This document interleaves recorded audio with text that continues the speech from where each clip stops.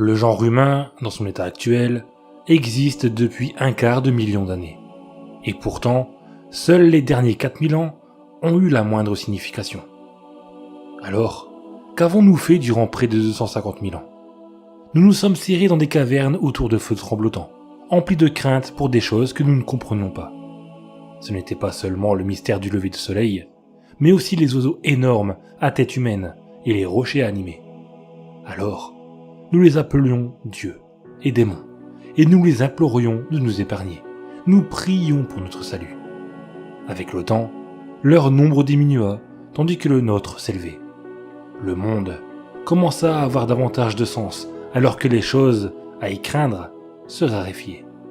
Et pourtant, l'inexpliqué ne peut jamais totalement disparaître, comme si l'univers était indissociable de l'absurde et de l'impossible. Le genre humain ne doit pas retourner se cacher dans la peur. Personne d'autre ne nous protégera. Nous devons faire face nous-mêmes. Tandis que le reste de l'humanité s'établit dans la lumière, nous devons nous dresser dans l'obscurité pour mieux la combattre, la contenir et la dissimuler aux yeux du public, afin que d'autres puissent vivre dans un monde sensé et normal. Nous sécurisons, nous contenons, nous protégeons.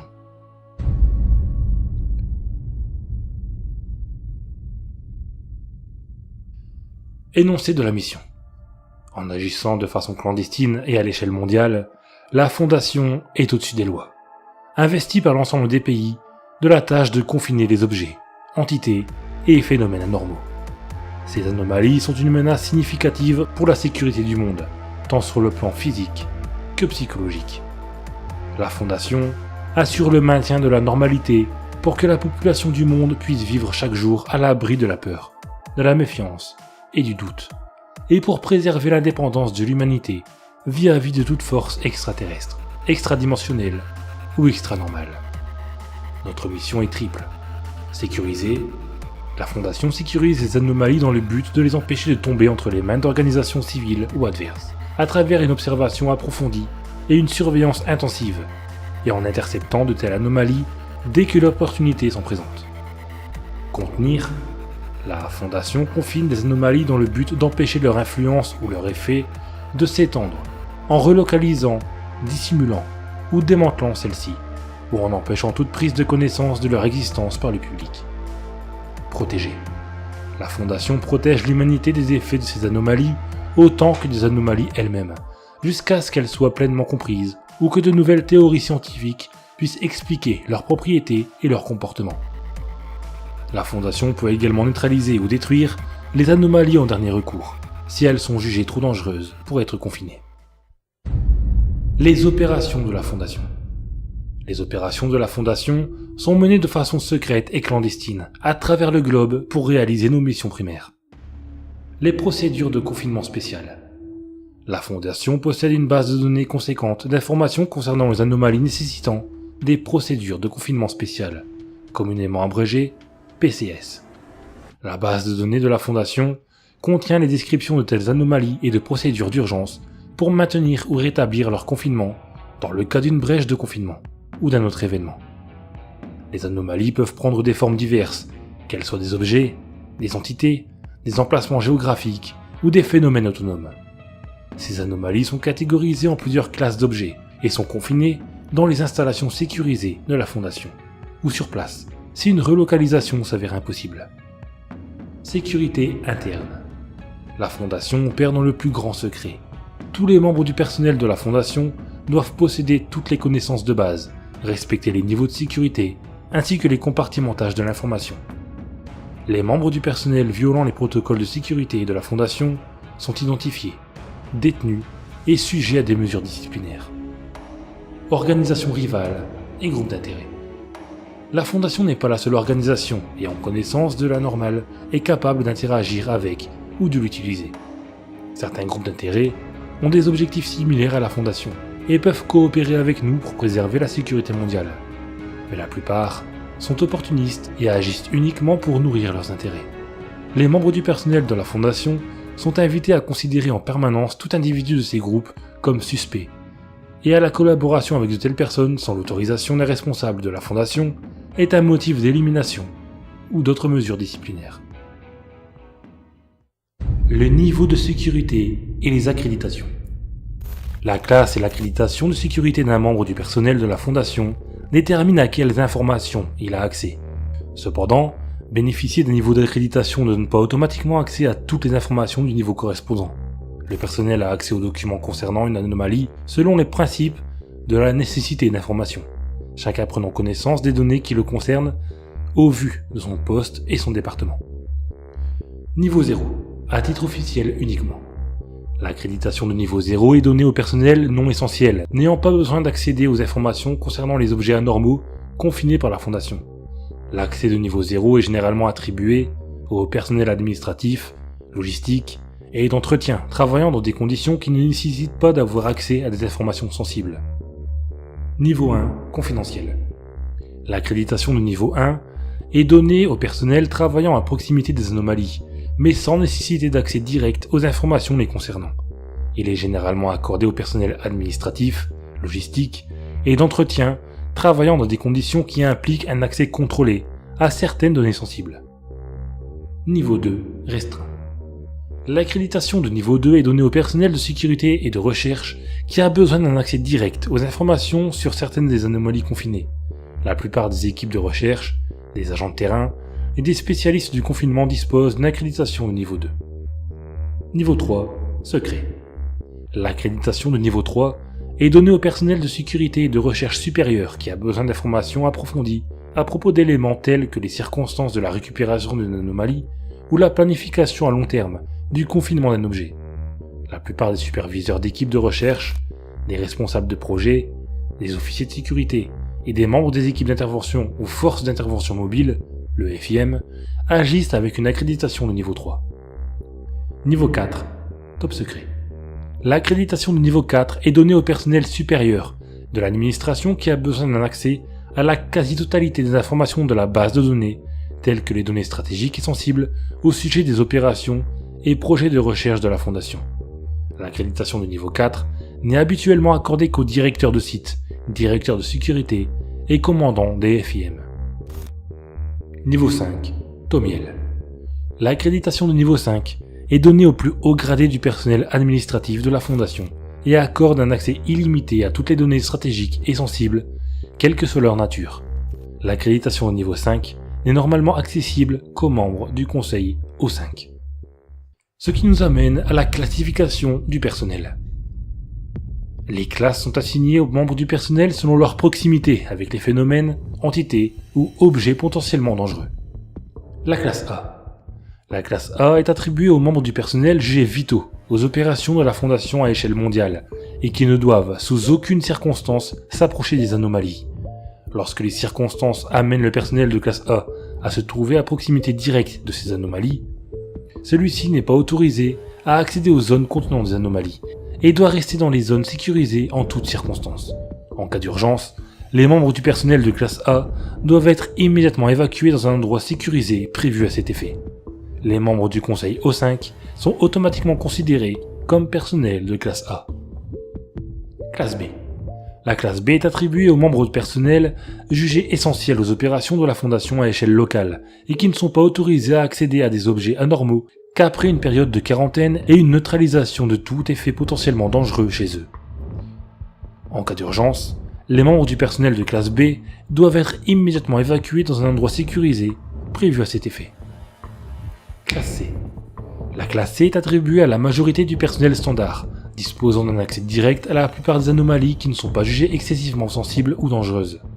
Le personnel de classe C, qui a été mis en contact avec des objets dotés de potentielles propriétés mémétiques ou dangers info, doivent être placés en quarantaine et soumis à une évaluation psychologique si celle-ci est estimée nécessaire par le personnel de sécurité. En cas d'urgence, les membres du personnel de classe C, qui ne font pas partie du personnel de sécurité, doivent être barricadés dans les zones prévues à cet effet ou évacués, à la discrétion des responsables de la sécurité de l'installation. Classe D. La classe D est attribuée au personnel renouvelable utilisé pour manipuler des anomalies dangereuses et n'est pas autorisé à entrer en contact direct avec le personnel de classe A ou B. Le personnel de classe D est généralement recruté dans le monde entier parmi les rangs de prisonniers condamnés pour des crimes graves ou violents. Dans des circonstances extrêmes, le protocole 12 peut être engagé, autorisant un élargissement des sources de recrutement. permettant de recruter parmi les prisonniers politiques, les populations de réfugiés et diverses autres sources civiles. Le personnel de classe D doit passer des examens psychologiques réguliers et se voir administrer des amnésiques de classe B au minimum ou être éliminé à la fin du mois à la discrétion du personnel de sécurité ou médical. En cas de catastrophe à l'échelle d'un site, le personnel de classe D peut être éliminé sans préavis s'il n'est pas utile au personnel de sécurité. Classe E. La classe E est une classification provisoire attribuée aux agents de terrain et au personnel de confinement qui ont été exposés à des effets potentiellement dangereux au cours de la sécurisation et à la mise en place du confinement initial d'un objet, d'une entité ou d'un phénomène nouvellement désigné comme anormal.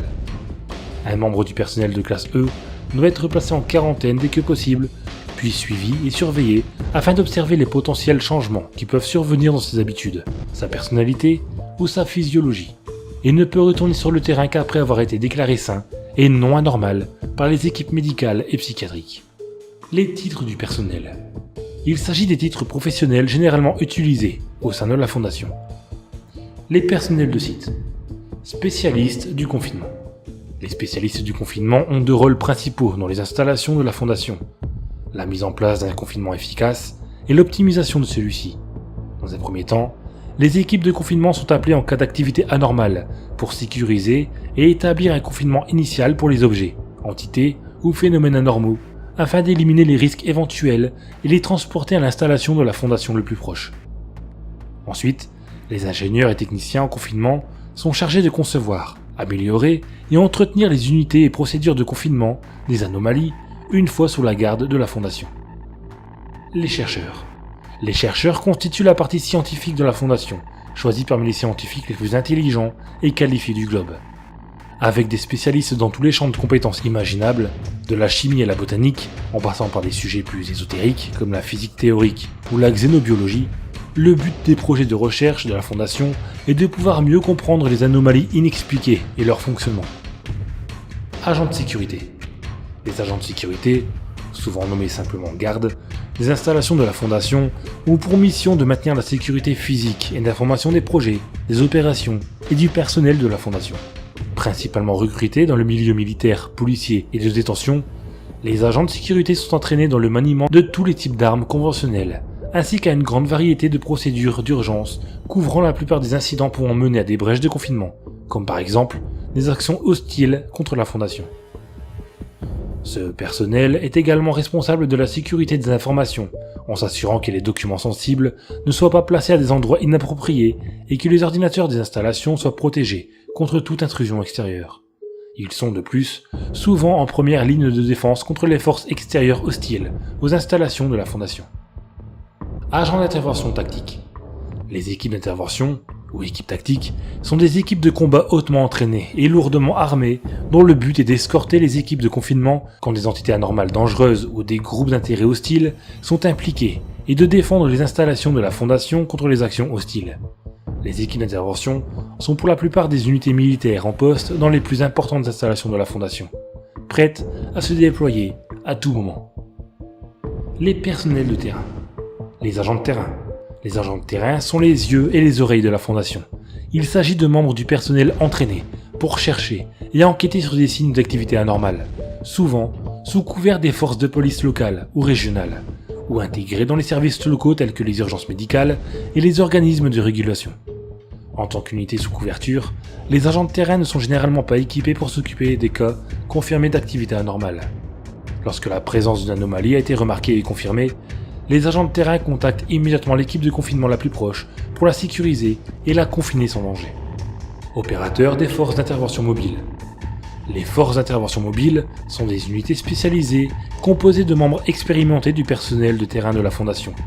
Les FIM sont mobilisés pour s'occuper des menaces de nature particulière dont la gestion nécessite une formation qui serait inutile à des agents de terrain normaux. La composition d'une FIM peut varier énormément, allant des chercheurs spécialisés dans le confinement des mêmes anormaux aux unités de combat lourdement armées chargées de sécuriser certains types d'entités hostiles. Administration. Les directeurs du site. Les directeurs du site de la Fondation sont des membres du personnel les plus haut placés de celle-ci et sont responsables de la coordination des opérations du site ainsi que de l'intégralité des anomalies et projets sous leur tutelle. Les directeurs de département se réfèrent directement aux directeurs de site qui, à leur tour, se réfèrent au conseil O5. Membres du conseil O5. Le conseil O5 est un comité constitué de 13 membres les plus haut placés de la fondation, disposant d'un accès complet à la totalité des informations et documents de la fondation. Le conseil O5 supervise tous les projets de la fondation dans le monde entier et dirige ses opérations stratégiques sur le long terme. Au vu de l'importance cruciale de leur poste, les membres du conseil O5 ne doivent en aucun cas entrer en contact direct avec quelque anomalie que ce soit. De plus, l'identité de tous les membres du conseil est classifiée. Chaque membre est identifié uniquement par sa désignation numérique, de O5-1 à O5-13. Voici maintenant ce qui va le plus nous intéresser pour la suite des vidéos. La classe d'objets SCP. Une classe est assignée à chaque objet SCP afin d'avertir le personnel de la difficulté que représente son confinement, c'est-à-dire les mesures mises en place par la Fondation pour qu'il n'affecte ni ne menace le reste du monde. Attention, la classe n'indique que la difficulté à confiner un objet, et pas sa dangerosité. La classification d'une anomalie spécifique peut être mise à jour et modifiée en cas de découverte de nouvelles informations sur le fonctionnement d'une anomalie, ou si celle-ci change de nature ou de propriété. Les classes principales.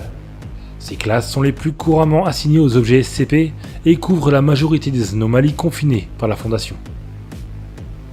Sûrs. Les objets de classe sûre sont des anomalies qui sont soit assez bien comprises pour être confinées sans aucun risque de façon permanente, soit dotées de propriétés qui ne s'activent qu'en réponse à une action extérieure intentionnelle. Un objet classé sûr n'est toutefois pas nécessairement inoffensif, et le manipuler ou entrer en contact avec lui sans respecter les procédures en vigueur peut s'avérer dangereux. Euclide. Les objets de classe Euclide sont des anomalies qui sont soit peu comprises, soit intrinsèquement imprévisibles, de telle sorte qu'un confinement précis est nécessaire pour bloquer leurs effets. Euclide est la classe intermédiaire qui désigne un objet susceptible de rompre son confinement, mais normalement incapable de le faire si des procédures efficaces sont établies et respectées à la lettre. Cette classe peut être utilisée comme classe par défaut pour les objets SCP nouvellement découverts et encore méconnus, en attente d'informations suffisantes pour les assigner à une classe plus appropriée. Il est à noter que les anomalies dotées d'autonomie, de conscience et ou de sapience sont généralement classées Euclide au minimum, du fait qu'un objet capable d'agir ou de penser par lui-même est par définition susceptible de briser son confinement. Keter. Les objets de classe Keter sont des anomalies dont le confinement requiert des procédures avancées et complexes, ou qui ne peuvent pas être confinés efficacement par la Fondation avec ses connaissances et capacités actuelles. Ces anomalies sont généralement considérées comme les plus problématiques, du fait du danger qu'elles peuvent représenter, soit pour la vie des êtres vivants, soit pour le maintien du secret autour du monde anormal.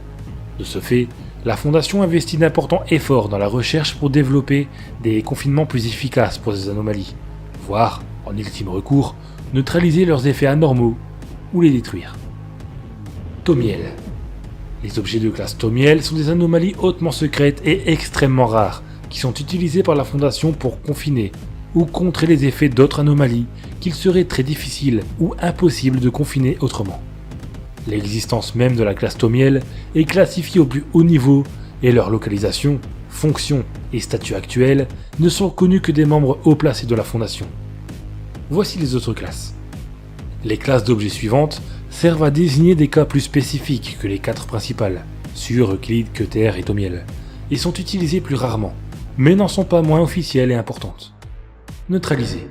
Les anomalies neutralisées sont celles qui ont perdu leur propriété anormale, soit parce qu'elles ont été intentionnellement ou accidentellement détruites ou désactivées, soit parce qu'elles ont spontanément cessé de manifester des effets anormaux. La documentation concernant les anomalies neutralisées est conservée dans un but d'archivage des informations, au cas où elles retrouveraient leur propriété anormale ou réapparaîtraient dans le futur. Expliquées. Les anomalies expliquées sont les entités ou phénomènes qui ont été classés comme anormaux à leur découverte, mais que la Fondation comprend maintenant parfaitement, parce que leurs effets peuvent désormais être expliqués par la science conventionnelle ou qu'ils ont été identifiés comme faux ou mal étudiés. Et enfin, la classe ésotérique. Certains objets nécessitent un confinement très atypique ou ne correspondent à aucune des autres classes. Il faut alors en créer une nouvelle rien que pour eux. Ces cas sont très rares et la Fondation préférera toujours utiliser l'une des classes principales si cela est possible, pour des raisons de clarté et de facilité de compréhension. Certaines anomalies possèdent également des propriétés anormales qui influencent directement les documents qui traitent d'elles ou nécessitent que ceux-ci soient rédigés d'une manière précise pour être confinés correctement, forçant leur rapport à afficher une certaine classe contre la volonté de la Fondation. On parle alors de classe narrative, une autre variété de classe non standard. Maintenant que nous avons vu les bases de la Fondation SCP, je vous donne rendez-vous pour les prochaines vidéos qui seront les lectures des fiches SCP. Il y aura une vidéo le jeudi et le mardi et ce sera toutes les fiches SCP, de la première à la dernière. J'espère que cette nouvelle série vous plaira. Si c'est le cas, n'hésitez pas à me mettre un pouce bleu, à le dire en commentaire, à partager et à vous abonner si vous n'êtes pas abonné. Et je vous dis à la prochaine.